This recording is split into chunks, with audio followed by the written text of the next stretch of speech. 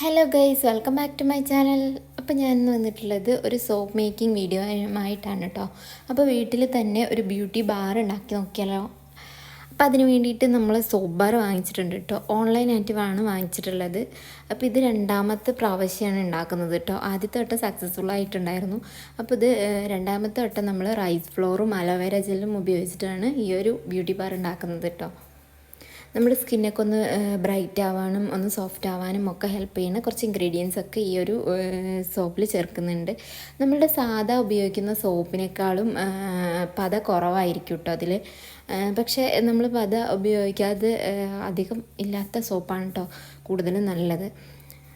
അപ്പോൾ അതിന് വേണ്ടിയിട്ടുള്ള സോപ്പ് ബേസൊക്കെ കട്ട് ചെയ്ത് മെൽറ്റ് ചെയ്യാൻ വെച്ചിട്ടുണ്ട്. ഇനി അതിലേക്കുള്ള ഇൻഗ്രീഡിയൻസ് എടുക്കാം. അതിന് വേണ്ടി അലോവേര ജെല്ല് എടുക്കണം കേട്ടോ. അപ്പോൾ അലോവേര ഫ്രഷായിട്ട് തന്നെ കട്ട് ചെയ്ത് എടുത്തിട്ടുണ്ട്.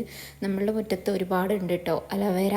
അപ്പോൾ അതൊക്കെ നന്നായി കട്ട് ചെയ്ത് അതിൻ്റെ ഉള്ളിലത്തെ ആ ഒരു ജെല്ല് എടുത്തിട്ടുണ്ട് കേട്ടോ.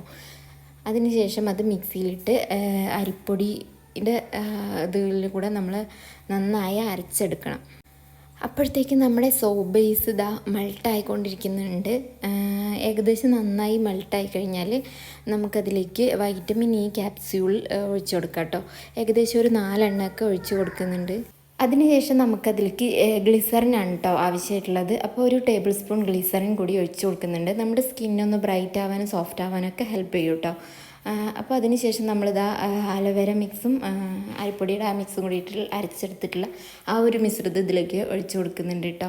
പിന്നെ നമ്മൾ സ്മെല്ലിന് വേണ്ടിയിട്ട് ചന്ദ്രികയുടെ ആ ഒരു സ്മെല്ല് വാങ്ങിച്ചിട്ടുണ്ട്. അതും കൂടി ഇതിലേക്ക് ഒഴിച്ചു കൊടുക്കുന്നുണ്ട്. ഇപ്പോൾ നമ്മുടെ ഈ ഒരു സംഭവം റെഡി ആയിട്ടുണ്ട് കേട്ടോ. ഇനി നമ്മളത് ഷേപ്പിന് വേണ്ടിയിട്ട് വേറൊരു ഗ്ലാസ്സിലേക്കാണ് കേട്ടോ ഒഴിച്ചു കൊടുക്കുന്നത്. പേപ്പർ ഗ്ലാസ്സിലേക്കാണ് കേട്ടോ ഒഴിച്ചു കൊടുക്കുന്നത്. അപ്പോൾ നമുക്ക് കറക്റ്റ് ആ ഒരു സോപ്പിൻ്റെ ഷേപ്പിൽ കിട്ടും. എല്ലാത്തിലും ഒഴിച്ച് കഴിഞ്ഞിട്ട് ഏകദേശം ഒരു 9 സോപ്പാണ് കേട്ടോ കിട്ടിയിട്ടുണ്ടായിരുന്നത്. അപ്പോൾ ഇത് നമ്മൾ റെസ്റ്റ് ചെയ്യാൻ വെക്കണം കുറേ നേരം. നമ്മൾ വെയിലത്തൊക്കെ വെച്ച് ഉണക്കുകയാണെന്നുണ്ടെങ്കിൽ നല്ല ഹാർഡായിട്ട് കിട്ടും കേട്ടോ. അല്ലെങ്കിൽ അത്ര ഹാർഡാവില്ല. കുറച്ച് ഹാർഡായിട്ട് കിട്ടിയാലേ പെട്ടെന്ന് അലിഞ്ഞ് പോകാതിരിക്കുള്ളൂ കേട്ടോ. അപ്പോൾ നമ്മളത് വെയിലത്തൊക്കെ വെച്ച് ഉണക്കിയിട്ട് പിറ്റേ ദിവസമാണ് കേട്ടോ എടുത്ത് നോക്കുന്നത്. പേപ്പർ ഗ്ലാസ് ആയതുകൊണ്ട് ചെറുതായിട്ടൊന്ന് ഒട്ടിപ്പിടിച്ചിട്ടുണ്ട് കേട്ടോ. അതിന് മുമ്പ് നമ്മളൊന്ന് ഇളക്കി കൊടുക്കുകയാണെങ്കിൽ കറക്റ്റായിട്ട് കിട്ടും. അപ്പോൾ എല്ലാവരും ഒന്ന് ട്രൈ ചെയ്ത് നോക്കുക. അപ്പോൾ മറ്റൊരു വീഡിയോയുമായി വീണ്ടും കാണാം. ബൈ.